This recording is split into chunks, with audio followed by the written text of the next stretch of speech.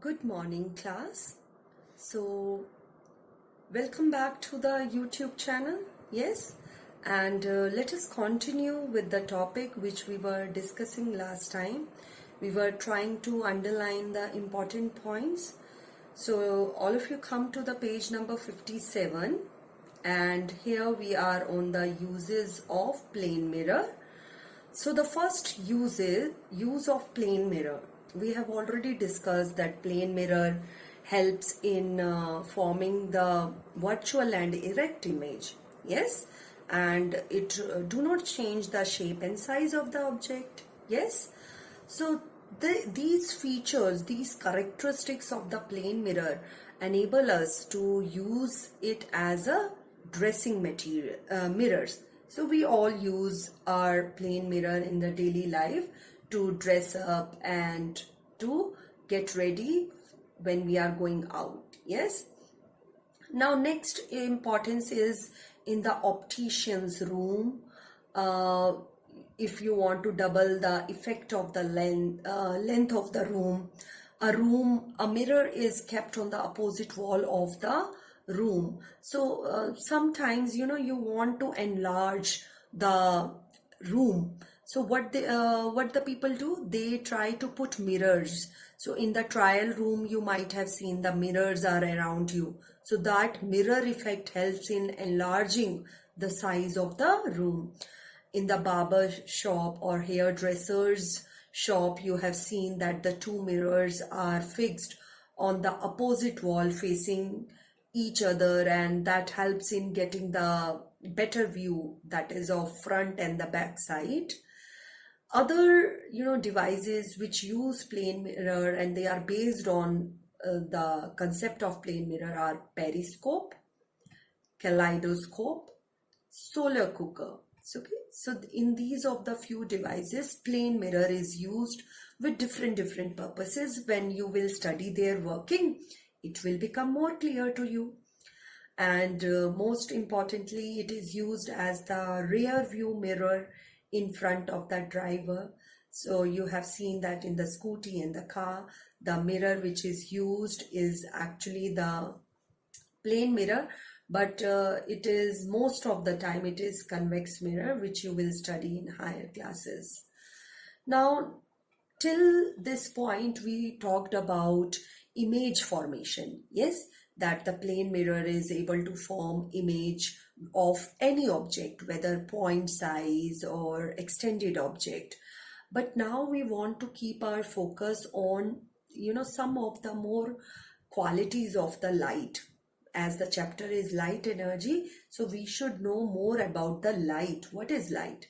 Light is a wave, you can say, which can travel in vacuum or air with such a large speed. What is the speed of light in air? If it comes in the exam, you will write down 3 into 10 raised to power 8. But this speed of the light is not same in all the medium. Look here. In the air, the speed of light is 3 into 10 raised to power 8. Whereas in the water, it decreases. Look here. As we are going down, the speed of the air is decreasing. From 3, it changes to 2.25, then 2.5 to 2. It becomes 2. So the light speed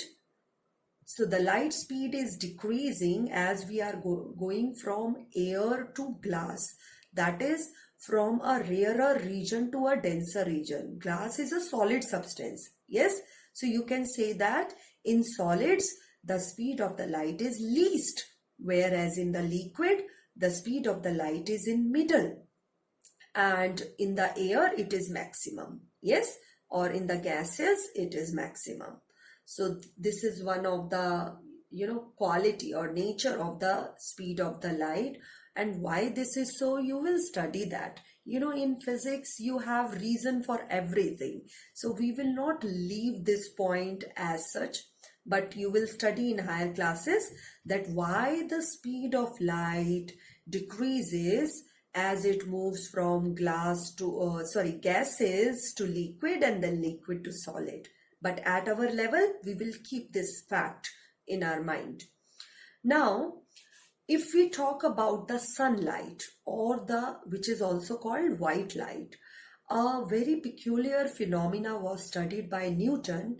He has observed when he passed the white light through a glass prism. He found that the white light splits into 7 different colors. I will show you the figure in the end, or in the PPT I will send you the figure where you will see the splitting of white light into 7 different colors.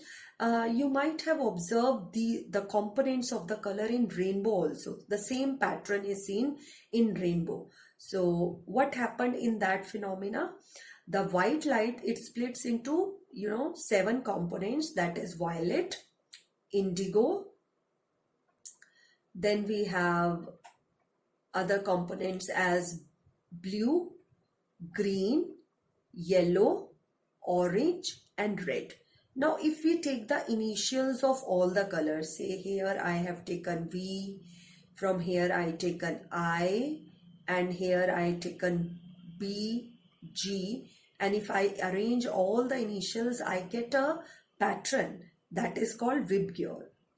So this collection of colors, or you can say band of the colors, is also called a spectrum.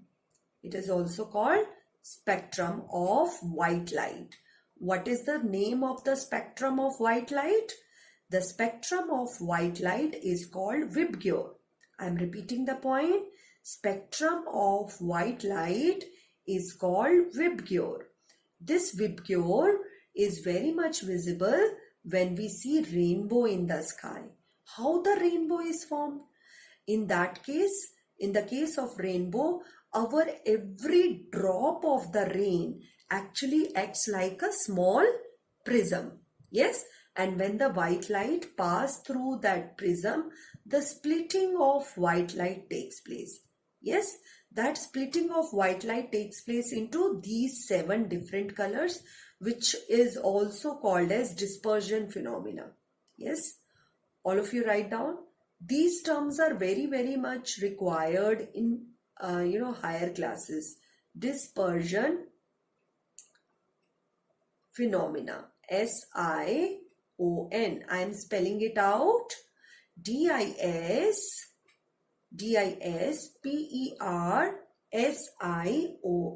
Dispersion phenomena. So dispersion phenomena is a unique phenomena in which we can see the splitting of white light into 7 different colors, and from this phenomena we observed another important behavior of the white light, that it is made up of 7 different colors, and those 7 different colors, they form a Vibgyor, a pattern, or you can say a band of colors, which is also called a spectrum of white light. Now, if we broadly categorize these 7 different colors, we find that there are few colors which are termed as primary colors, and these major colors, they are able to form the white light. Yes, on mixing red, green and blue, R, G, B, R, G, B. So we have 3 colors in the Vibgyor which are termed as primary colors, and they are majorly responsible for forming a white light. When they will form a white light? When they are mixed together. So you should remember this thought, that red, green and blue, they are primary colors which on mixing form white color. Now primary, as the word primary says, means something which is initial or important stage. Now these primary colors, when they are arranged in certain patterns, they give us some set of colors which are called secondary colors. What are secondary colors? Secondary colors are the colors of the light which are obtained by mixing any 2 primary color. So you choose any 2 primary color, like from red, from red, green and blue, you choose any two color. Okay, so their combination is going to give us another color, and that color is called secondary color. So now let us put our focus here that red, green, which are the primary colors, if I mix, what color I am going to get? Yellow color. You should be doing this activity today. I am sending this as a homework. You will be performing this activity and you will try to find out yourself that if you have a red color and green color, and make sure they both are taken in correct proportion. When I say correct proportion means don't try to take too much of red or too much of green. Try to balance, okay, amount or the intensity or the drop of the color should be of same strength. Then you will get this result, that is yellow color. Now what happen if I take another two primary color, that is green and blue?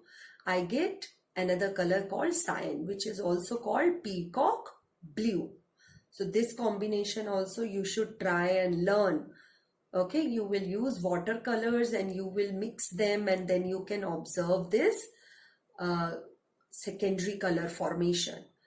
One more combination we can make by using blue color and red color, that when they are mixed, they form another color called magenta, which is also called purple. Yes, so what we are observing? We are observing that secondary colors. Which are the secondary colors we are getting? We are getting magenta, we are getting cyan, and then yellow color. So these three are called secondary color because they are obtained from primary colors. Yes. Now, if we try to,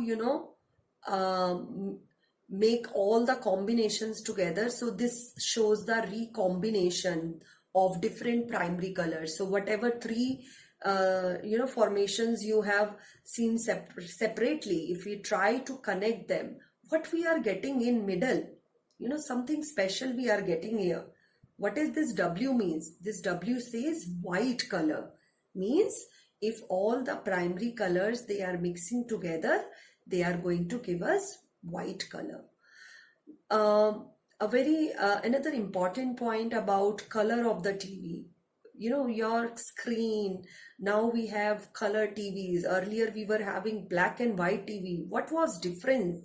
What was different in those black and white and color TVs nowadays? The difference is that each spot of our color TV is composed of 3 phosphorus dots, okay, corresponding to the primary color.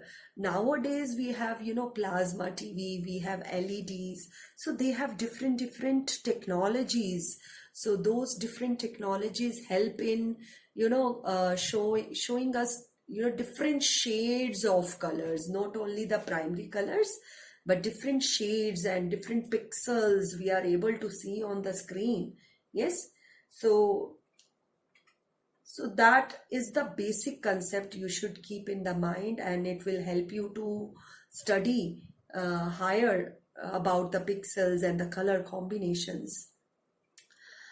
So what we have concluded here, we have seen that pigment colors are not pure. Pigment colors means the one which you are going to use it, they are not pure. Yellow plus blue gives us white. Magenta plus, these are the few other combinations you can try, that magenta plus green gives us white. One more combination can give us white is cyan and red. But remember, the composition should be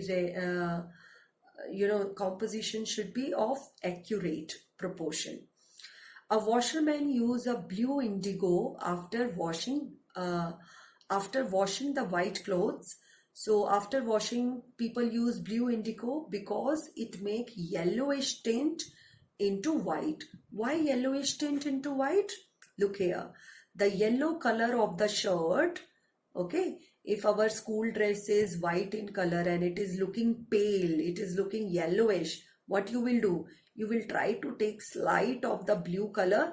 That blue color will help in removing the pale color shades and dullness of the shirt, and your shirt will, appear white to us. It will appear bright. Now, the next important points of the specifically the visible colors is the subtraction of color. Now, what is meant by subtraction of color? If subtraction happens, do you think absorption also takes place or addition also takes place? Yes. So now we are going to talk about another very important factor, that is absorption and subtraction of colors. Yes. So if you have a transparent object which is able to allow the light rays to pass through it, so it has ability to absorb the light of the rest of the colors. Its color is color of the light which it passes through it. So sometimes if you have a transparent color and it is able to pass all the colors of the light, it will appear transparent. But if your transparent sheet is red in color, like here, red cellophane sheet, if you take, okay, so the red from the red cellophane sheet, if we try to pass only red color, so it appears red. A blue cellophane paper passes light of only blue color. So red cellophane color, it allows only red color to pass through it, and therefore the paper appears red to us, whereas the blue cellophane sheet, it passes only blue color through it and it appears blue to us. Yes, so try to keep this logic in your mind, that whatever color is allowed to pass through the transparent object, the object appears in same color. Red color is passed, so the object will appear red color.